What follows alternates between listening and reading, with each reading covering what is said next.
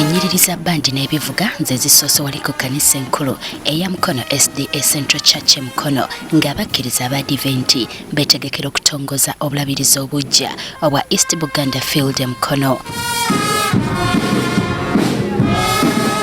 Abantu ab'enjawulo beetabye ku mukolo guno ng'abajulizi ng'obulabirizi buno butongozebwa era nga muno mubaddemu ne minisita w'eby'ettaka Judith Nabakooba abadde omugenyi omukulu akiikiridde Pulezidenti Museveni. Ssabalabirizi w'enzikiriza y'abadiventi Moses Maka ndi mu kika ategeezezza nti waliwo bannakigwanyizi abasensedde ekkanisa nga beddiza ettaka lyayo ne kiziŋŋamya emirimu gy'ekkanisa.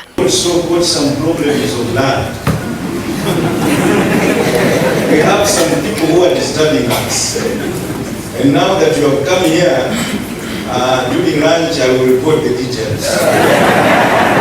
We want your assistance as a church because these people think that because we serve God, when they cheat us, we will only pray and surrender and wait for the judgment day.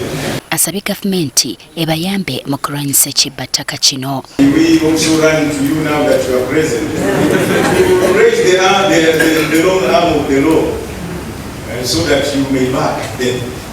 And they respect. These people seem not to be respecting well the people of God.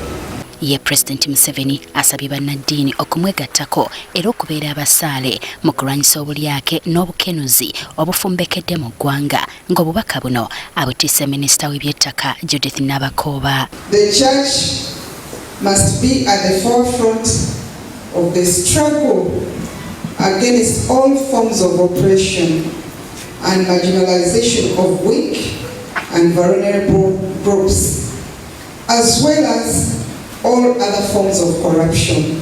Era mu bubaka buno mwasinzidde n'ategeeza nti kyekiseera ekkanisa okubeera ku mwanja ennyo mu kulwanyisa obwavu mu bantu. The role of the church in reformation, rebuilding of societal morals and ethics is more critical today than ever before.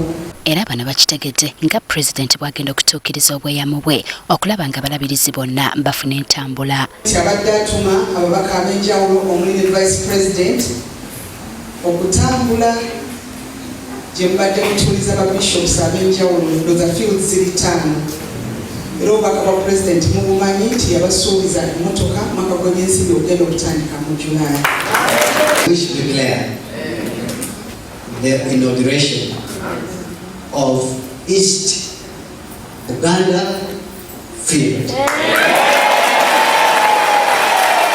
Obulabirizi obugya obwa East Buganda Field butwala districts 4 omuli Mukono, Kayunga, Mbuyikwe n'ebizinga by'e Buvuma.